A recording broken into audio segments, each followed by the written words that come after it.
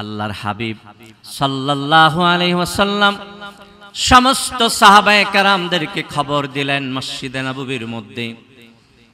ডাক দিয়ে বললেন, সাহাবীরা রে আমার তো চলে যাবার সময় এসেছে। যতটুকু দ্বীনের দায়িত্ব আমার উপরে দেওয়া হয়েছিল আমি ততটুকু পালন করেছি, এখন তো আমার যাবার পালা। তোমরা আমার কলিজার টুকরা সাহাবায়ে কেরাম, তোমাদের মধ্যে কি কেউ আছো আমার কাছে কোনো টাকা পয়সা পাইবা? তোমাদের মধ্যে কি কেউ আছো যে আমি তোমাদের উপরে কোনো আঘাত করেছি? কিয়ামতের ময়দানে তার প্রতিশোধ নেওয়ার আগে দুনিয়ায় তার প্রতিশোধ নিয়ে নাও। ভাইয়ের আমার, সম্মানিত হাজিরিন, যেই নবীকে সৃষ্টি না করলে কুল কায়নাত, এই 7 আকাশ 7 জমিন আল্লাহ সৃষ্টি করতেন না, সেই সরকারে দো জাহান মুহাম্মদুর রাসূলুল্লাহ সাল্লাল্লাহু আলাইহি সাল্লাম বলছেন, আমার কাছে পাইলে আজকে নাও। আমি যদি কারোর উপর কোনো অন্যায় করে থাকি, আমি যদি কাউকে আঘাত দিয়ে থাকি, তার কিসাস আজকে নিয়ে নাও। বলেন সুবহানাল্লাহ। প্রথমবার বলার পরে কোনো সাহাবায়ে কেরাম দাঁড়ায় না, দ্বিতীয়বার বলার পরে কেউ দাঁড়ায় না, তৃতীয়বার বলার পরে একজন সাহাবী দাঁড়ায়া গেলেন, তার নাম হলো কাশা। তিনি বললেন, ইয়া রাসূলুল্লাহ সাল্লাল্লাহু আলাইহি ওয়াসাল্লাম, আপনার উপর আমার মা বাবা কুরবান হোক, ফিদাকা আবি ওয়া উম্মি ইয়া রাসূলুল্লাহ সাল্লাল্লাহু আলাইহি ওয়াসাল্লাম। ও নবী, আপনি প্রথমবার বলার পরে আমি দাঁড়াই নাই, আপনি যখন আবার দ্বিতীয়বার বললেন তাও আমি দাঁড়াইলাম না, কিন্তু যখন আপনি বারবার বলছেন আমি না দাঁড়ায়া পারলাম না গো নবী। বদরের যুদ্ধের ময়দানে আপনিও চলতেছিলেন, আমিও চলতেছিলাম, আপনি ওটের উপরে ছিলেন, আমিও ওটের উপরে ছিলাম। হঠাৎ করে আমার ওট আপনার ওটের কাছাকাছি চলে এসেছে, আপনি আপনার তীর দ্বারা আপনার ওটকে মারতেছিলেন মনে হয় দ্রুত চলার জন্য। আপনার ওই তীরের আঘাত যায়া আমার পিঠের মধ্যে লেগেছে গো নবী। ও দয়াল নবী, ও মায়ার নবী, আমি প্রতিশোধ নিতে দাঁড়ানোর জন্য আমার কোনো চেষ্টা চিন্তা ছিল না, কিন্তু বারবার বলার কারণে নবী আমি দাঁড়িয়েছি। আল্লাহর হাবিব সাল্লাল্লাহু আলাইহি ওয়াসাল্লাম ডাক দিয়ে কয়, বেলাল, ও বেলাল, আর দেরি কইরো না।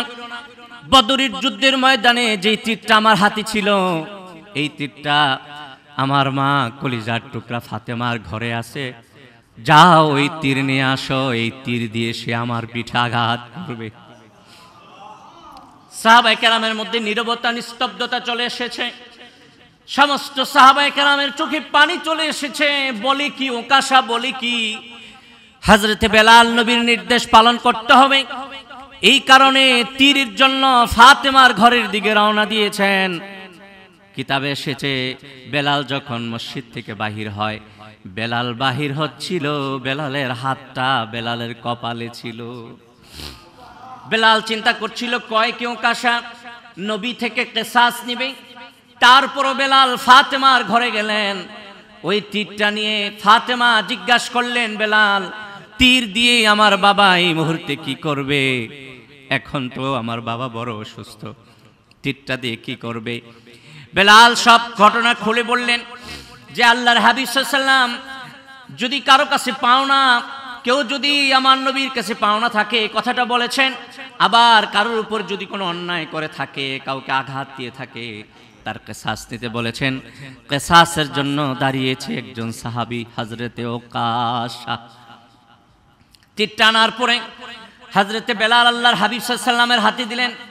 আল্লাহর হাবিব সাল্লাল্লাহু আলাইহি ওয়াসাল্লাম ওকাশার হাতে দিয়ে বললেন, ওরে ওকাশা, প্রতিশোধ নেবার যদি হয় তুমি নিয়ে নাও। হযরতে ওকাশা তীরটা হাতে নিয়ে দাঁড়িয়ে আছে। এমন সময় সাহাবায়ে কেরাম বসে বসে চোখের পানিগুলি ফালাইয়া কাঁদতেছিলেন। আবু বকর, ওমর দাঁড়িয়ে গেলেন, ওকাশা খবরদার, খবরদার, এই তীর দিয়ে দয়াল নবীজির পিঠে তুমি আঘাত করো না। আবু বকর পিঠ খুলে দিলেন, ওমর পিঠটা খুলে দিলেন। এ ওকাশা, তোমার যদি কোনো প্রতিশোধ নিতে হয় আমাদের পিঠে মারো, যত পারো মারো, তারপরেও দয়াল নবী সাল্লাল্লাহু আলাইহি সাল্লামের পিঠের মধ্যে তুমি আঘাত করো না। আল্লাহর হাবিব আবু বকরকে বসায় দিলেন, উমরকে বসায় দিলেন, বললেন আবু বকর ও উমর, তোমাদের ভালোবাসা আল্লাহ দেখেছে, তোমাদের অবস্থাটা আল্লাহ দেখেছে, সুতরাং তার জন্য জাযা অবশ্যই আল্লাহর জান্নাতে পাইবা, তোমরা বসে যাও। এমন সময় আলী দাঁড়ায়া গেলেন। আলী বললেন ওকাশারে, যা করার আমাকে করো, আমার দয়াল নবীকে কিছুই করো না।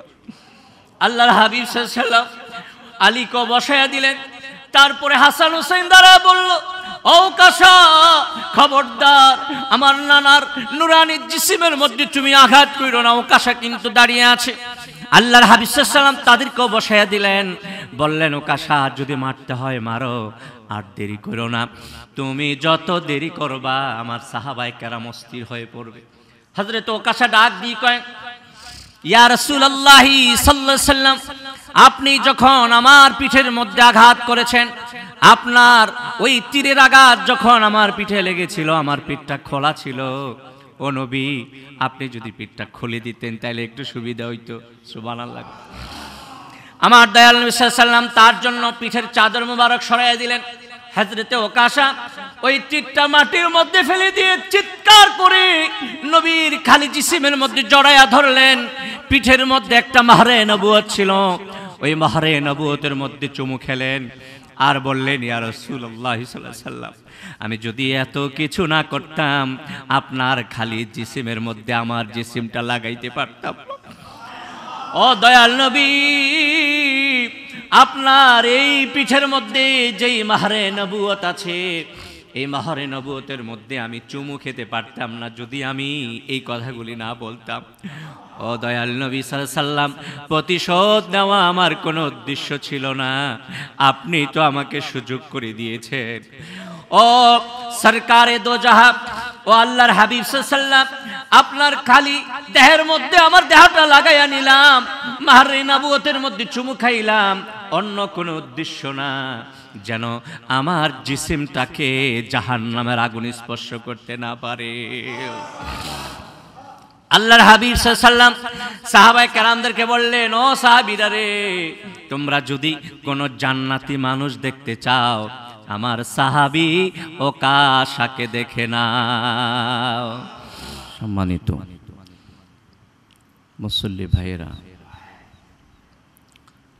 আল্লাহ পাকের দরবারে আলিশানে অনেক অনেক শুকরিয়া, আমাদেরকে আল্লাহ পাক আজকের পবিত্র জুমায় হাজির করেছেন। আমরা পড়ছি আলহামদুলিল্লাহ। আজকের জুমা সফর মাসের দ্বিতীয় জুমা। সফর মাস 12টি মাসের মধ্যে একটি মাস। এ মাসে একটি দিন আছে যাকে আমরা বলি আখিরি চাহার সোমবার। তার মানে এ মাসেই আমাদের নূর নবী সাল্লাল্লাহু আলাইহি ওয়াসাল্লাম অসুস্থ হয়ে পড়েছিলেন।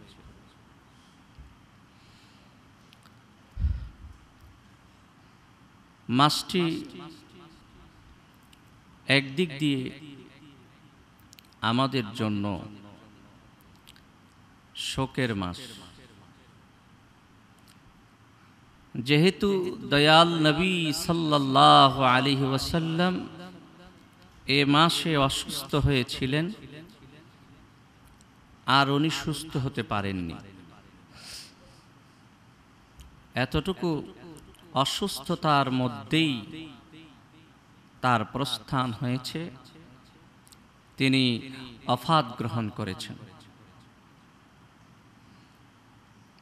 সম্মানিত হাজিরিন, আমি আপনাদের সামনে পবিত্র কালামে হাকিম থেকে সূরাতুল মায়েদার ৩য় নম্বর আয়াত থেকে একটু তেলাওয়াত করেছি। আল্লাহ পাক বলেন,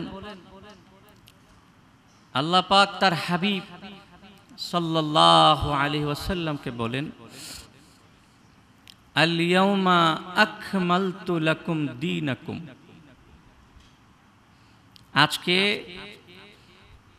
আমি আপনার জন্য, আপনার উম্মতের জন্য দ্বীনকে পরিপূর্ণ করে দিয়েছি। ওয়া আতমামতু আলাইকুম নি'মাতি, এবং আমার নেয়ামতকে আমি পরিপূর্ণ করে দিয়েছি। ওয়া রাদিতু লাকুমুল ইসলাম দীনা,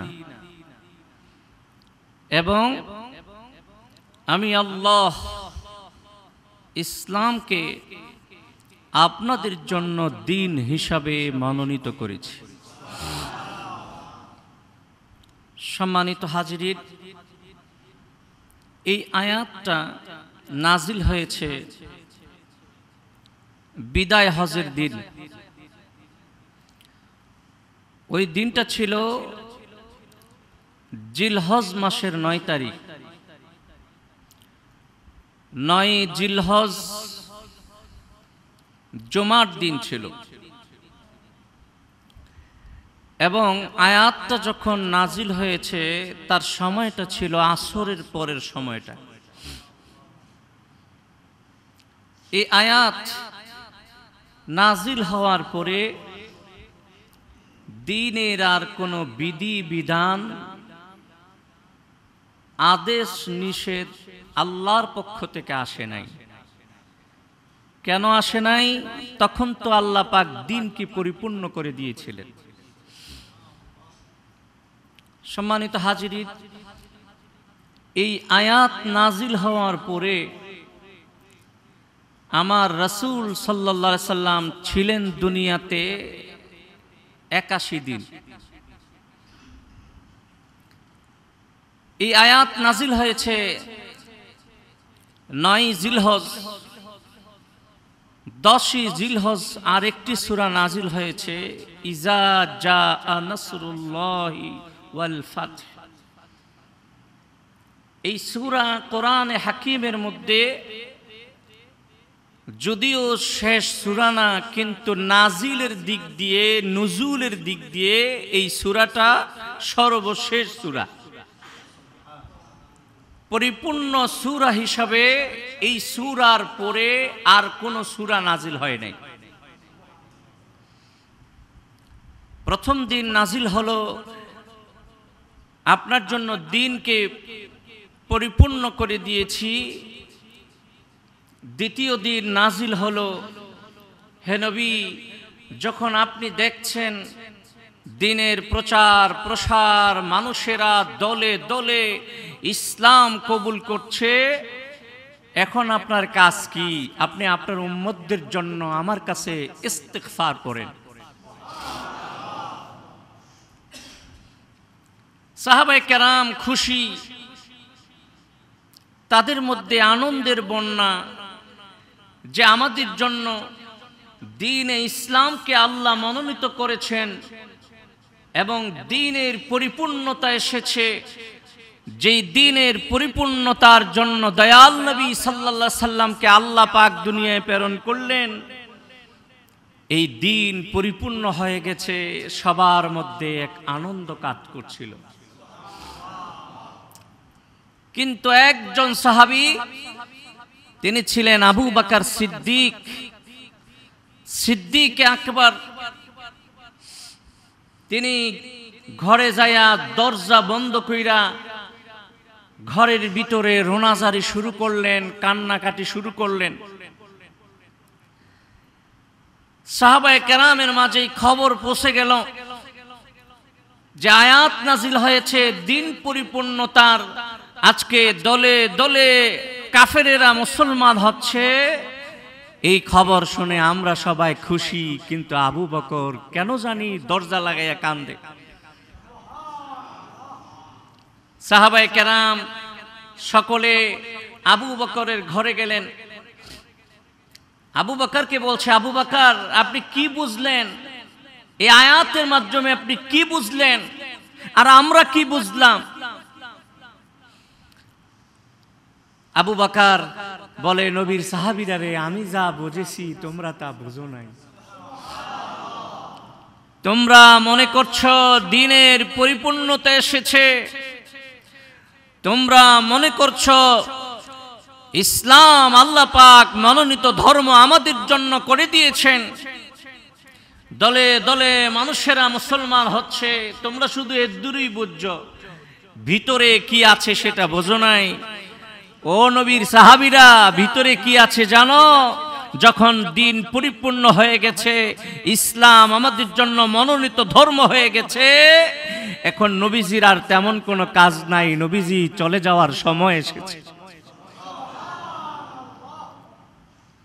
সাহাবায়ে কেরাম বুঝতে পারলেন যে আয়াতের মধ্যে এবং ওই সূরার মধ্যে আমার দয়াল নবী সাল্লাল্লাহু আলাইহি ওয়াসাল্লামের ওয়াফাতের ইঙ্গিত আল্লাহ করে দিয়েছেন। বলে সুবহানাল্লাহ। এই খবর সাহাবায়ে কেরাম শোনার পরে সাহাবায়ে কেরামের মাঝে কান্নার বন্যা শুরু হয়ে গেল। এবার সমস্ত সাহাবায়ে কেরাম আবু বকরকে নিয়ে রাসূলের দরবারে গেলেন। আবু বকর আল্লাহর হাবিব সাল্লাল্লাহু আলাইহি ওয়াসাল্লামকে বলে, ও নবী, আপনার সব সাহাবায়ে কেরাম এই আয়াতের ব্যাখ্যাটা এইভাবে বুঝেছে, দ্বীন পরিপূর্ণ হয়ে গেছে, ইসলামের জয় জয়াকার এসেছে, কিন্তু আমি বুঝেছি আপনি চলে যাবার সময় হয়ে গেছে।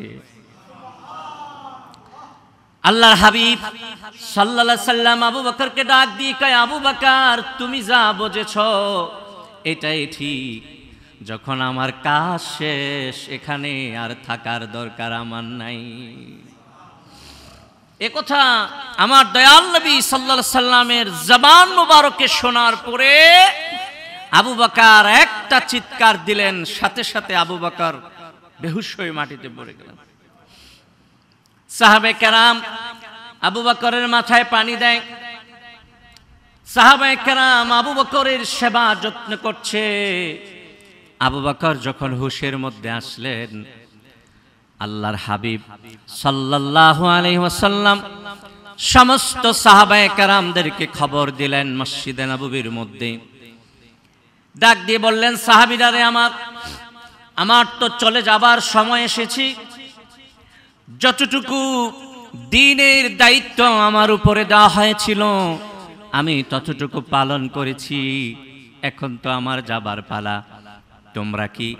তোমরা আমার কলিজার টুকরা সাহাবায়ে কেরাম, তোমাদের মধ্যে কি কেউ আছো আমার কাছে কোনো টাকা পয়সা পাইবা? তোমাদের মধ্যে কি কেউ আছো যে আমি তোমাদের উপরে কোনো আঘাত করেছি? কিয়ামতের ময়দানে তার প্রতিশোধ নেওয়ার আগে দুনিয়ায় তার প্রতিশোধ নিয়ে নাও। ভাইয়ের আমার, সম্মানিত হাজিরিন, যেই নবীকে সৃষ্টি না করলে কুল কায়নাত, এই 7 আকাশ 7 জমিন আল্লাহ সৃষ্টি করতেন না, সেই সরকারে দো জাহান মুহাম্মদুর রাসূলুল্লাহ সাল্লাল্লাহু আলাইহি সাল্লাম বলছেন, আমার কাছে পাইলে আজকে নাও। আমি যদি কারোর উপর কোনো অন্যায় করে থাকি, আমি যদি কাউকে আঘাত দিয়ে থাকি, তার কিসাস আজকে নিয়ে নাও। বলেন সুবহানাল্লাহ। প্রথমবার বলার পরে কোনো সাহাবায়ে কেরাম দাঁড়ায় না, দ্বিতীয়বার বলার পরে কেউ দাঁড়ায় না, তৃতীয়বার বলার পরে একজন সাহাবী দাঁড়ায়া গেলেন, তার নাম হলো কাশা। তিনি বললেন, ইয়া রাসূলুল্লাহ সাল্লাল্লাহু আলাইহি ওয়াসাল্লাম, আপনার উপর আমার মা বাবা কুরবান হোক, ফিদাকা আবি ওয়া উম্মি ইয়া রাসূলুল্লাহ সাল্লাল্লাহু আলাইহি ওয়াসাল্লাম। ও নবী, আপনি প্রথমবার বলার পরে আমি দাঁড়াই নাই, আপনি যখন আবার দ্বিতীয়বার বললেন তাও আমি দাঁড়াইলাম না, কিন্তু যখন আপনি বারবার বলছেন আমি না দাঁড়ায়া পারলাম না গো নবী। বদরের যুদ্ধের ময়দানে আপনিও চলতেছিলেন, আমিও চলতেছিলাম, আপনি ওটের উপরে ছিলেন, আমিও ওটের উপরে ছিলাম। হঠাৎ করে আমার ওট আপনার ওটের কাছাকাছি চলে এসেছে। আপনি আপনার তীর দ্বারা আপনার ওটকে মারতেছিলেন মনে হয় দ্রুত চলার জন্য। আপনার ওই তীরের আঘাত যায়া আমার পিঠের মধ্যে লেগেছে গো নবী। ও দয়াল নবী, ও মায়ার নবী, আমি প্রতিশোধ নিতে দাঁড়ানোর জন্য আমার কোনো চেষ্টা চিন্তা ছিল না, কিন্তু বারবার বলার কারণে নবী আমি দাঁড়িয়েছি। আল্লাহর হাবিব সাল্লাল্লাহু আলাইহি সাল্লাম ডাক দিয়ে কয়, বেলাল, ও বেলাল, আর দেরি কইরো না। বদরের যুদ্ধের ময়দানে যেই তীরটা আমার হাতে ছিল, এই তীরটা আমার মা কলিজার টুকরা ফাতেমার ঘরে আছে। যাও ওই তীর নিয়ে আসো, এই তীর দিয়ে সে আমার পিঠে আঘাত করবে। সাহাবায়ে কেরামের মধ্যে নীরবতা, নিস্তব্ধতা চলে এসেছে। সমস্ত সাহাবায়ে কেরামের চোখে পানি চলে এসেছে। বলে কি ওকাশা, বলে কি? হযরতে বেলাল নবীর নির্দেশ পালন করতে হবে, এই কারণে তীরের জন্য ফাতেমার ঘরের দিকে রওনা দিয়েছেন। কিতাবে এসেছে বেলাল যখন মসজিদ থেকে বাহির হয়, বেলাল বাহির হচ্ছিল, বেলালের হাতটা বেলালের কপালে ছিল। বেলাল চিন্তা করছিল কয় কেউ কাশা নবী থেকে কিসাস নিবে। তারপরও বেলাল ফাতেমার ঘরে গেলেন, ওই তীরটা নিয়ে ফাতেমা জিজ্ঞাসা করলেন, বেলাল, তীর দিয়ে আমার বাবা এই মুহূর্তে কি করবে?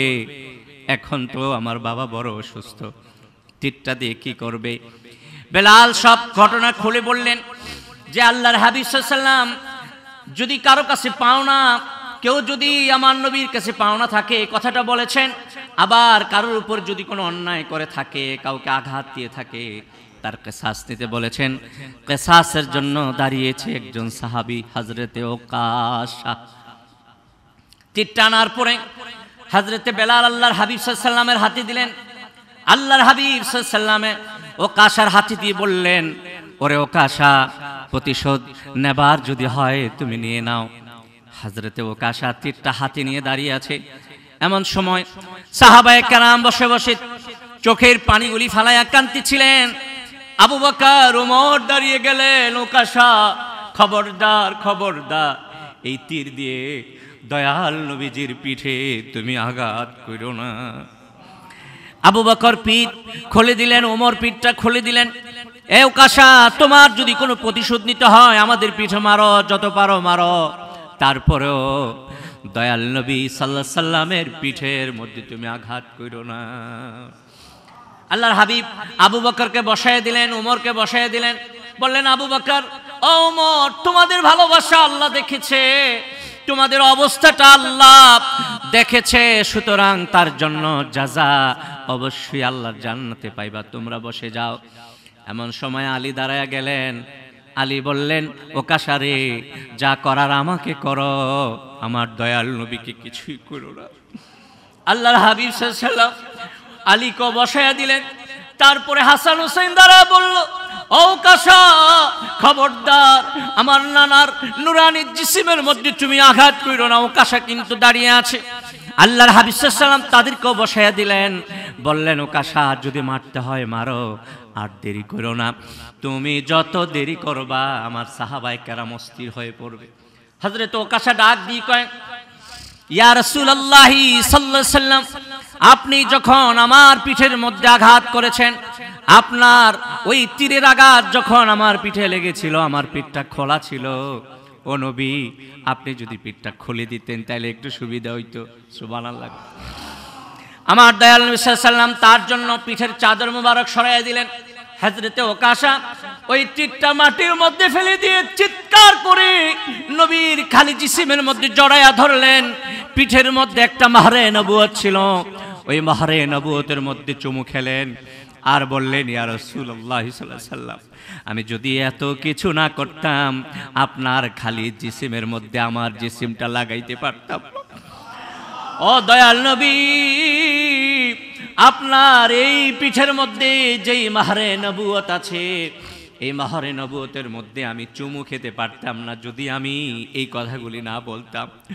ও দয়াল নবী সাল্লাল্লাহু আলাইহি সাল্লাম, প্রতিশোধ নেওয়া আমার কোনো উদ্দেশ্য ছিল না, আপনি তো আমাকে সুযোগ করে দিয়েছেন।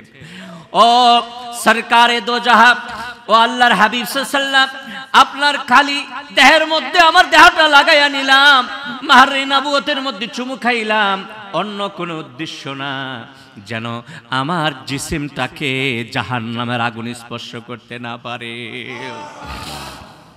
আল্লাহর হাবিব সাল্লাল্লাহু আলাইহি সাল্লাম সাহাবায়ে কেরামদেরকে বললেন, ও সাহাবীরা রে, তোমরা যদি কোনো জান্নাতি মানুষ দেখতে চাও, আমার সাহাবী ওকাশাকে দেখে নাও।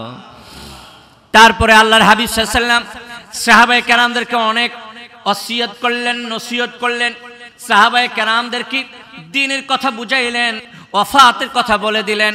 আলীকে ডাক দিয়ে বললেন, আলী, আমার যখন ওয়াফাত হয়ে যাবে তুমি আমারে গোসল দিবা। সুবহানাল্লাহ বলবেন না? হযরতে আলীকে বললেন, আলী, তোমার জন্য পানি কে আনবে? তোমাকে পানি কি প্রস্তুত করে দিবে? ফজল ইবনে আব্বাস, আমার চাচাতো ভাই ওসামা ইবনে যায়েদ, তারা দুইজন তোমার জন্য পানি সংগ্রহ করবে, তুমি আমাকে আমার নুরানি জিসিমটাকে ধৌত করবা। বলেন সুবহানাল্লাহ। তারপরে আল্লাহর হাবিব সাল্লাল্লাহু আলাইহি সাল্লাম এই মাসে, এই সফর মাসের শেষ বুধবারে যখন অসুস্থ হয়ে পড়লেন, আমার রাসূলের প্রচন্ড মাথা ব্যথা ছিল। আল্লাহর হাবিব সাল্লাল্লাহু আলাইহি সাল্লামের মাথা মুবারকের পাশে ফাতেমাতুজ জোহরা বসা ছিলেন। নামাজের সময় হয়ে গেছে। আল্লাহর হাবিব বললেন, ফাতেমা, বলে দাও আমার সাহাবায়ে কেরামদেরকে বলে দাও তারা নামাজ পড়ে নিতে, কারণ আমি নবী এতই অসুস্থ, আমি মসজিদে যায়া ইমামতি আজকে করতে পারবো না। সাহাবায়ে কেরাম অপেক্ষা করছে, দয়াল নবী সাল্লাল্লাহু আলাইহি সাল্লাম আসবে, ইমামতি করবে। আল্লাহর হাবিব সাল্লাল্লাহু আলাইহি সাল্লাম বললেন, ও আয়েশা, বলে দাও তোমার আব্বা আবু বকরকে আজকে ইমামতি করতে। ভাইয়ের আমার, আল্লাহর হাবিবের মিম্বর মুবারককে যখন সাহাবায়ে কেরাম খালি দেখলেন এই মিম্বরে দয়াল নবী সাল্লাল্লাহু আলাইহি সাল্লাম নাই, তারা হাউমাউ করে কাঁদতে লাগলেন। আল্লাহর হাবিবের হুজরাটা মদিনার মসজিদের একদম পাশেই ছিল, যেখানে তার রওজা। আল্লাহর হাবিব ডাক দিয়ে কয়, আয়েশা, এখন কিসের কান্নার আওয়াজ শোনা যায়? আয়েশা ডাক দিয়ে কয়, ইয়া রাসূলুল্লাহ সাল্লাল্লাহু আলাইহি সাল্লাম, ও দয়াল নবী, আপনি মসজিদে যাবেন না, আপনি ইমামতি করবেন না, আজকে আপনার পিছনে নামাজ পড়তে পারবে না, তারা এই কারণে হাউমাউ করে কাঁদতেছে। আল্লাহর হাবিব সাল্লাল্লাহু আলাইহি সাল্লাম দুইজনের কাঁধে ভর করে নামাজে গেলেন, বসে বসে ইমামতি করলেন। বলেন সুবহানাল্লাহ। ওটা ছিল ফজরের জামাত। ওই ফজরের জামাতের পরে আল্লাহর হাবিব সাল্লাল্লাহু আলাইহি সাল্লাম আর ইমামতি করতে পারলেন না। আল্লাহ পাক পাঠিয়ে দিলেন আজরাইলকে, আজরাইল যাও আমার হাবিব সাল্লাল্লাহু আলাইহি সাল্লামের রওজা মুবারকে, তার হুজরা মুবারকে যাও, যদি অনুমতি দেয় প্রবেশ করবা, অনুমতি না পেলে ফিরে চলে আসবা। আজরাইল গেলেন নবীর দরজায়, ঘরে ছিল ফাতেমাতুজ জোহরা। আল্লাহর হাবিব সাল্লাল্লাহু আলাইহি সাল্লামের হুজরার দরজার সামনে আজরাইল দাঁড়ায়া প্রথমবার সালাম দিলেন। ঘর থেকে সালামের জবাব আসলো। ফাতেমাতুজ জোহরা ঘর থেকে বললেন, এখন আমার বাবা দয়াল নবী সাল্লাল্লাহু আলাইহি সাল্লাম অসুস্থ, কেউ আসতে পারবে না। সুবহানাল্লাহ। আজরাইল আবার সালাম দিল, একই উত্তর আসলো। তৃতীয়বার যখন সালাম গেল ঘরের ভিতরে, ফাতেমা বলে, সালামের আওয়াজটা পেয়ে আমার 3.5 দেহের সবগুলি পশম যেন নেড়েচেড়ে বসলো। সুবহানাল্লাহ।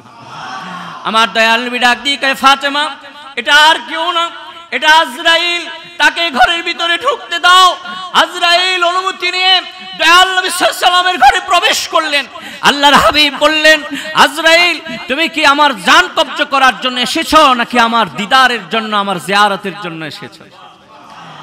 আজরাইল ডাক দিয়ে কয়, ইয়া রাসূলুল্লাহ সাল্লাল্লাহু আলাইহি সাল্লাম, আপনার দিদারের জন্য এসেছি, আরো একটা কাজ আছে, যদি আপনি অনুমতি দেন, আল্লাহ বলেছে আপনার জানটা আল্লাহর কাছে পৌঁছায়া দিতে। আল্লাহর হাবিব সাল্লাল্লাহু আলাইহি সাল্লাম আজরাইলের সাথে কথা বলছেন, আর জিজ্ঞাসা করলেন, আজরাইল, তুমি তো আসলা, যেই জিব্রাইল আমার কাছে 24,000 বার আসলো, ওই জিব্রাইল কই? এই কথা বলার পরে আজরাইল কয়, ইয়া রাসূলুল্লাহি সাল্লাল্লাহু আলাইহি সাল্লাম, জিব্রাইলকে প্রথম আকাশে রেখে এসেছি। এই কথা বলতে দেরি, জিব্রাইল আসতে দেরি নাই। আল্লাহর হাবিব কয়, জিব্রাইল, আমার এমন একটা সময় তুমি নাই, তুমি এতবার আমার কাছে আসলা, তুমি না আসলে তো আমার ভালো লাগে না, তুমি আজকে কেন আজরাইলের সাথে আসলা না? জিবরিল আমিন বলে, ইয়া রাসূলুল্লাহ সাল্লাল্লাহু আলাইহি ওয়াসাল্লাম, আকাশের ফেরেশতারা আজকে খুশি, তাদের মধ্যে আনন্দের জোয়ার বইছে, আজকে আপনাকে নিয়ে আমরা আল্লাহর আরশে যাব। সুবহানাল্লাহ। আল্লাহর হাবিব ডাক দিয়ে কয়, জিবরাইল, আজকে আমি চলে যাব, আমার জন্য কি ফজিলত আল্লাহর কাছে আছে?